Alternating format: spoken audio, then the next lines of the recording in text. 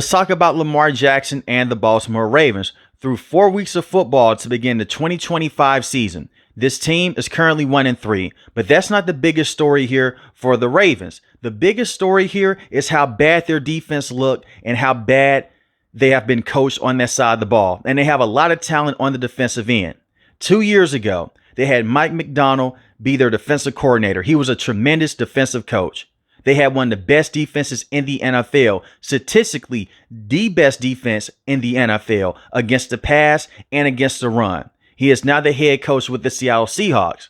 And you had to bring in a brand new defensive coach and Zachary Orr. Now, Zachary Orr has ties with the Ravens going back to the past here. He's a former linebacker with this organization, and he was a very good player at that time. I think as a linebackers coach, he's solid. As a defensive play caller, he's downright terrible. For 10 weeks last year in the regular season, they had the worst passing defense in football. It got better over time, but it still was not a top unit. They went into the NFL playoffs. They allowed a lot of passing plays to Josh Allen, and that game did come down to a 2-point conversion attempt, and it was a drop by Mark Andrews. But the defense took a huge drop off in that first year with Zachary Orr. And now I look at this defense for the Baltimore Ravens. They are a shell of themselves. I understand that Calvin Noy is out dealing with an injury. He's easily their best pass rusher. You put him in the lineup, things may change. But at the same time, one player cannot come in and he cannot fix this mess with the Baltimore Ravens. Check out these numbers. In week 1 against Josh Allen and the Buffalo Bills, a tremendous football team, by the way, one of the best quarterbacks in football. They allowed 41 points, 394 passing yards. Josh Allen had 2 passing touchdowns. He had 2 rushing touchdowns, 4 touchdowns in total. Now, the next week, you win against Joe Flacco and the Cleveland Browns. They're limited right now on the offensive end. The Cleveland Browns defensively, they're phenomenal, but offensively, they're one of the weaker teams in the NFL, and no offense to a Browns fan or even the Cleveland Browns in general. But in week 3, against the Detroit Lions, Monday Night Football, just last week, you allowed 38 points to the Detroit Lions, 426 total yards, 224 rushing yards.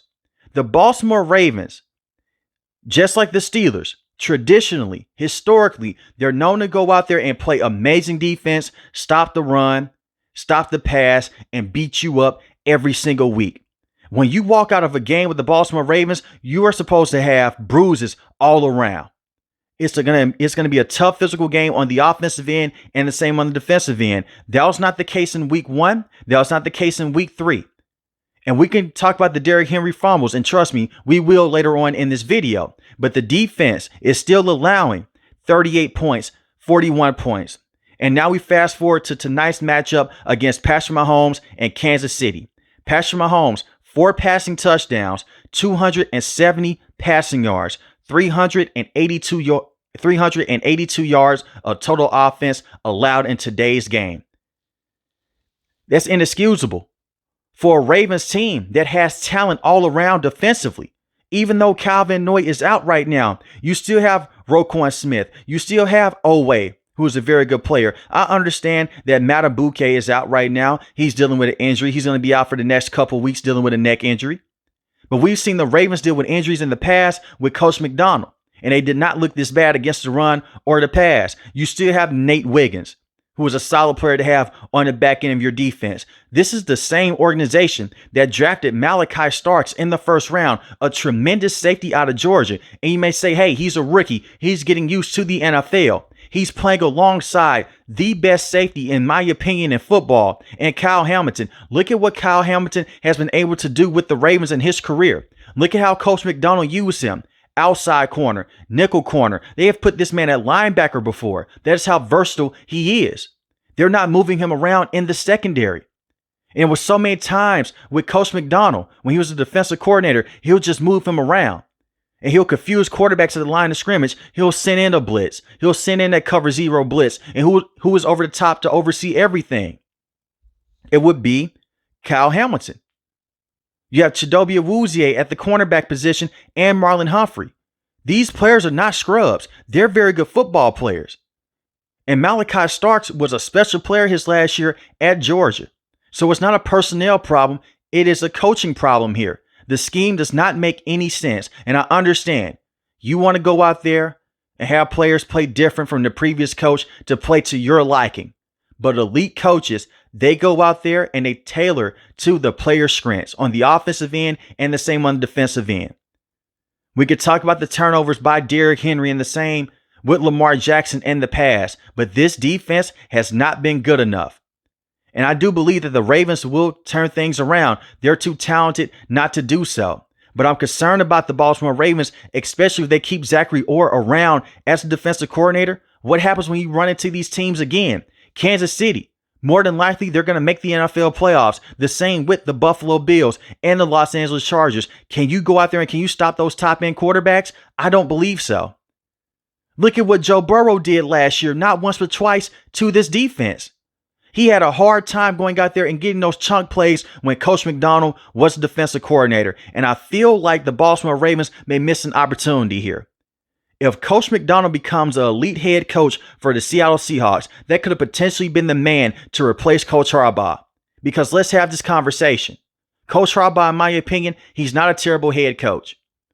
I don't have him being one of the worst head coaches in the NFL, but he's made a lot of bad decisions over the last 2 to 3 years with the Ravens by hiring someone like Zachary Orr to be his defensive coordinator.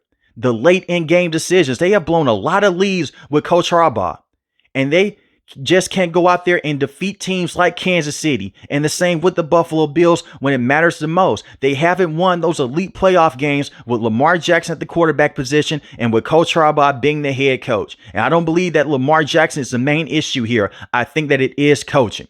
Everyone deserves blame. Don't get me wrong. And I don't want anyone to take my words out of context here. But Coach Harbaugh got that Super Bowl with Joe Flacco, Ray Lewis and crew against the 49ers a very long time ago. Phenomenal win. But what have you done for me lately with the Baltimore Ravens? The expectation is not to just go out there and win this division anymore. It is Super Bowl or bust. The general manager has done his job in terms of putting the best talent on the field. You as a coach have to go out there and you have to win these football games. The way that they lost tonight against Kansas City is unacceptable. You can blame Derrick Henry in week 1 for that fumble, the same in week 3 against the Detroit Lions. But today's game, you got boat raced by Kansas City, a team that outcoached you every single which way possible. Andy Reid did that. Steve Spagnuolo did that. And you had no answers. Zero. You lost this matchup 37-20. And if we're keeping it real, it was really 37-13 until Justice Hill got a late touchdown late in the fourth quarter. Do I think they'll turn things around? I do. If they're fully healthy. Lamar Jackson's dealing with a hamstring injury right now. We'll see how severe it is. Hopefully it's not severe. Let's knock on wood. Because actually, when I go back and I watch games, Lamar Jackson, the way that he's able to go out there and make up and overcompensate for a lot of the offensive line problems, you need him on this field every single week. Cooper Rush is not going to come in and help you win football games. He's not a scrambling quarterback. This is a system that is meant for Lamar Jackson and is tailor-made for his playing style. So they need him on the field. So if he's going to go out there and miss some time with this hamstring injury, they may not win another game until he comes back. But let's hope that's not the case. But the coaching has to be better here. I'm done with Zachary Orr. It's time to move on from him as defensive coordinator. Last year, the passing defense did get better, but once again, you gave up so many big plays on the back end of your defense, and it hurt you in the NFL playoffs ultimately. And so many times have we've seen the Baltimore Ravens come out to slow starts over and over again with Coach Harbaugh being the head coach. Now, when I look at the offense here, I feel like Todd Monken is a solid offensive coordinator. He's done everything possible with Lamar Jackson and Derrick Henry. One of the best backfields that we've seen in history. But Derrick Henry isn't the same player that he once was. As I record this video, that may change in the future. He was dominant against the Buffalo Bills. Then he had that costly fumble that turned everything around late in the fourth quarter. Walk-off field goal. But your defense still had chances to go out there and win you that matchup. Jair Alexander was getting picked on over and over again. They brought this man in just to sit him down. He's a coach's decision most weeks now because that's how bad he is in this division. Imagine him going against the Cincinnati Bengals with a healthy Joe Burrow trying to guard Jamar Chase or T. Higgins. He's just washed up right now. But back to the offensive end, Derrick Henry had the costly fumble in week 1. In week 2, he had a terrible fumble against the Cleveland Browns, but they were able to shake back because of Lamar Jackson, and the defense finally showed up against that offense of the Browns. In week 3, you're driving the field late in the fourth quarter. Once again, Derrick Henry fumbles the football. That is 3 games in a row. And Derrick Henry is known to be a bell cow in this league. He is still one of the most talented running backs that I've ever seen. I'm not just going to let a couple games go out there and dictate what and basically erase everything that he's done in the past. I'm not going to do that. But Derrick Henry, he needs to be better. Late in the fourth quarter, Lamar Jackson hung on to the football for a very long time against the Detroit Lions. Let the football go. We love to see these long scrambling plays go down the field. We love to see Lamar Jackson be this magician behind the line of scrimmage. But sometimes let the play die. Live to see another play. And Lamar Jackson did have a terrible game against Kansas City. Don't get me wrong. The fumble. He also had a bad interception. He got sacked 3 times. Lamar has to be better. Derrick Henry has to be better. This offensive line, they need to get better as soon as possible. In terms of going out there and having pass protecting and helping out Lamar Jackson. Now, the run blocking is elite with Derrick Henry, and the same with Justice Hill. And this may be a bit of a controversial take. Right now, you run Derrick Henry early on, and you get other running backs involved late in the fourth quarter. Just in case Derrick Henry was to go out there and fumble. Now you have a change of pace back. I understand Derrick Henry. He's the hot hand. He's the best running back on the roster. Put in some more bodies in the matchup here. Because right now he can't be trusted because of what has happened over the last 3 games with those fumbles over and over again.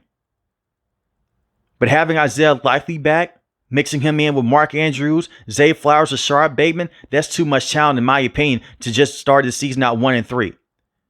You would have potentially won that game against Buffalo if you did not fumble the football away if you are Derrick Henry. You had that game won, but you lost. Everyone deserves to be held accountable, but the person I'm blaming the most for this struggle is Zachary Orr. And you may say that it's Coach Harbaugh, and I would not disagree with you because he hired that man to be his defensive coordinator. And at the same time, we've seen the Ravens start off 1-2, 1-3 in the past with Coach Harbaugh, and they still find a way to win this division. But how they look right now defensively is just sad because with Coach McDonald, they never looked this bad, not even once.